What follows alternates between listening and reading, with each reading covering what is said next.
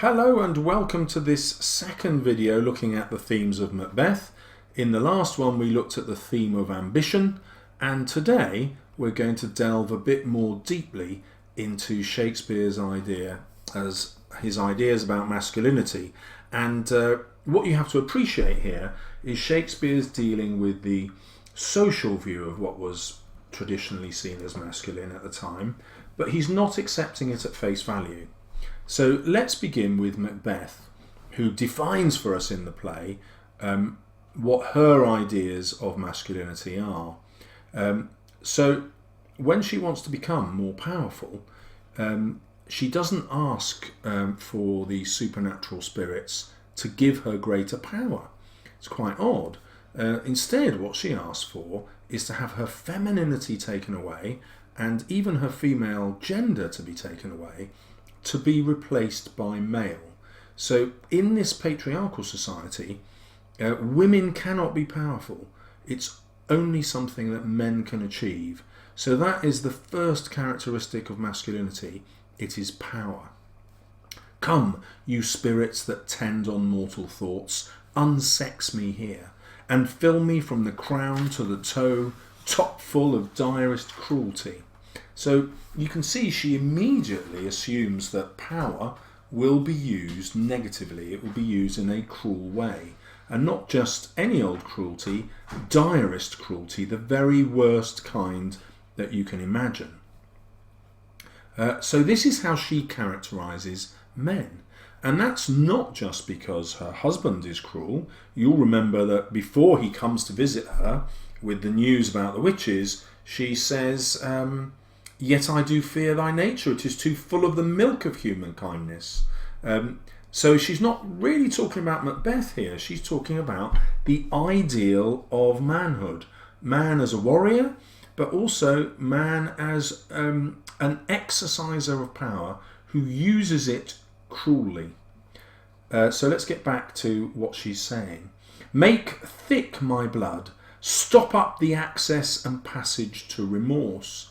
So the other characteristic of being a male, as far as she's concerned, is that men don't feel guilt. They're full of action, but they don't regret what they've done. They just don't feel any guilt for it. Come to my woman's breasts and take my milk for gall. So in this image, men are the opposite of women. Women have breast milk because they nurture, but men instead have poison. Gall is a kind of poison here, and she's asking the spirits to take out the milk, because remember, she and Macbeth have just lost a child, and she's still lactating, she's still producing this milk, but she wants it turned into poison. So this is an incredible attack on masculinity, isn't it? An incredible attack on the accepted view of what a successful man should be.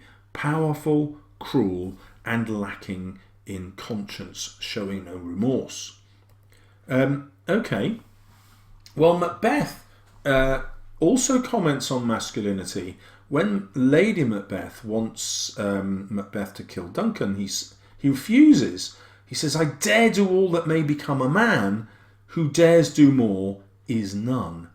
So, although men can be cruel and powerful, they can't go against the laws of God or the laws of society, particularly in any attack on their king.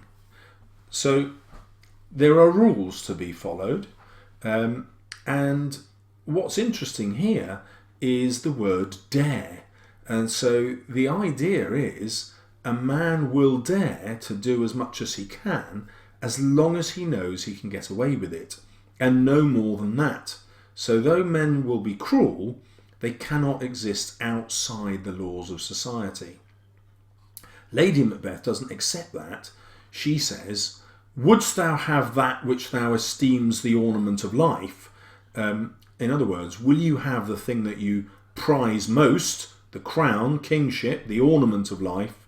Would you have that, or live a coward in your own esteem? And it's extraordinary that this idea of manhood is constantly up for review. because Macbeth's just entered into battle. He's defeated the Norwegian army, and he's done it by throwing off his helmet, throwing his shield aside, and attacking the enemy, slaughtering them in the description that we had at the beginning of the play. But even this isn't enough to convince Lady Macbeth that he's not a coward. And underneath that, it must be so for Macbeth. He also needs to convince himself that he's not a coward.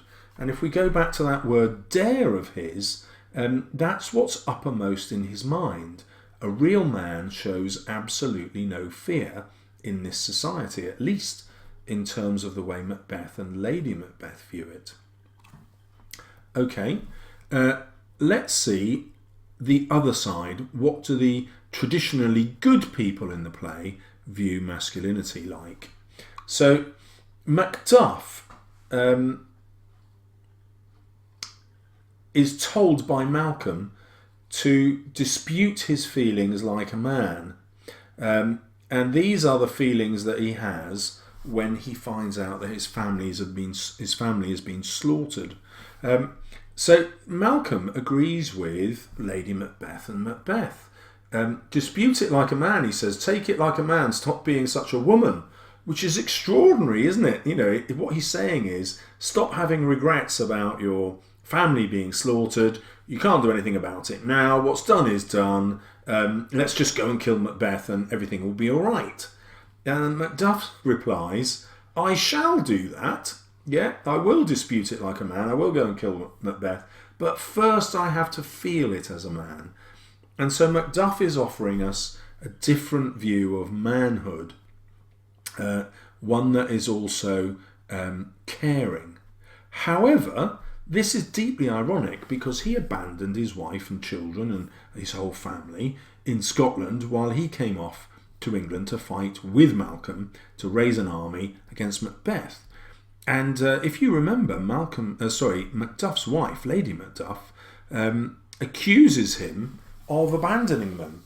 When she's having the conversation with her son, she criticises her husband for this unwise decision. And so this is really quite sad that Macduff is actually at fault here. He has caused the death of his family by not bringing them with him. And perhaps Shakespeare is coming round to the view that actually you should be feeling things as a man all the time. It's no use feeling things just when things go wrong.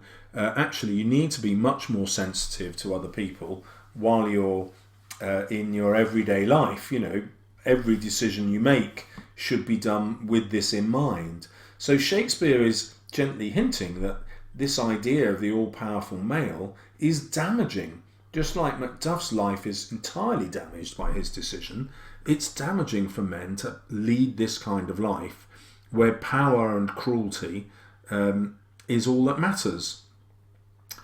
However, this conversation does teach Malcolm about a masculine role model. So Malcolm learns Shakespeare's lesson and decides that one should feel things as a man. So when we get to the end of the play, and old Seward has very little feeling for his son's death. He just wants to know whether he had gashes on his front or his back, whether his son was a coward or not. And he's just delighted that his son died with the gashes on his front. In other words, he died nobly in battle. And Shakespeare's appalled at this. So he creates this moment in order to show again what's wrong with masculinity of the time, that it's all about power and sacrifice and being a warrior. Instead, Malcolm voices Shakespeare's view. He's worth more sorrow. So he's saying that the dead Seward's son is worth a lot more sorrow than his father's showing him, and that I'll spend for him. Malcolm himself is going to take on those feelings of sorrow because the boy's father won't. And he's given that emotion to the new king in order to give it credibility. This is Shakespeare's way of saying, look, this is how a king should behave, this is a masculine male king, actually we all as men should behave this way. And if we take that a little bit further, you'll remember from my last video that he's really critical of the patriarchal society that drives women to acquire power in evil ways. So I hope you found that really helpful. In the next video we'll look at the divine right of kings as our third theme of the play. Good luck in your revision, keep subscribed and keep watching. Thank you very much.